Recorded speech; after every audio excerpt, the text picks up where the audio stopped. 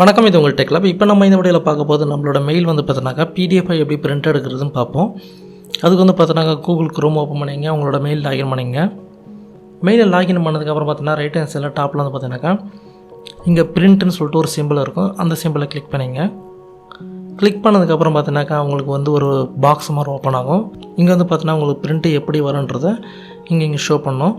இங்கே வந்து பார்த்தீங்கன்னா சேவ் அஸ் பிடிஎஃப்னு இருக்கும். சேவ் அஸ் பிடிஎஃபை கிளிக் பண்ணிங்க. தேர்ட் பார்ட்டி பிடிஎஃப் என்னாச்சும் நீங்கள் இன்ஸ்டால் பண்ணியிருந்தால் நீங்கள் அதை செலக்ட் பண்ணிட்டு நீங்கள் பிரிண்ட் எடுத்துக்கலாம். இப்போ வந்து பார்த்தீங்கன்னா டிஃபால்ட்டாக இருக்கிற சேவ் அஸ் பிடிஎஃப் வந்து நான் செலக்ட் பண்ணிக்கிறேன். செலக்ட் பண்ணிட்டு ஜஸ்ட்டு சேவ் கொடுத்துக்கிறேன்.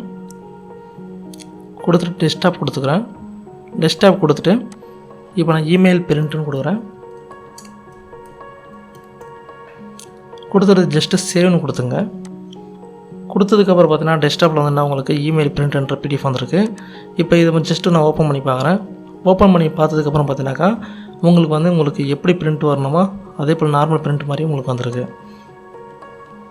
இதே போல் வந்து பார்த்தீங்கன்னா உங்கள்கிட்ட பிரிண்டர் இல்லாத டைமில் இந்த மாதிரி நீங்கள் பிடிஎஃப் வந்து நீங்கள் பிரிண்ட் எடுத்துக்கலாம். இந்த வீடியோ உங்களுக்கு பிடிச்சிருந்தால் லைக் பண்ணுங்கள், ஷேர் பண்ணுங்கள், மறக்காமல் சப்ஸ்கிரைப் பண்ணுங்கள். தேங்க்யூ ஃபார் வாட்சிங்.